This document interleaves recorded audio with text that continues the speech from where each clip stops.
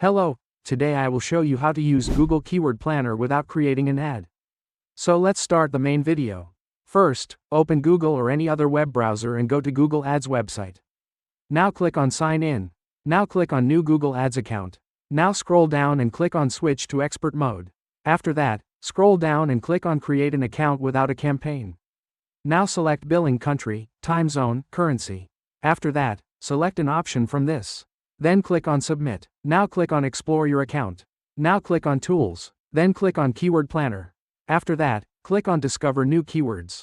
Here enter keyword that closely related to your video or business. Then click on Get Results. After that, you will get keyword ideas. This way you can now generate keyword ideas for free without any ads. No money or ads required.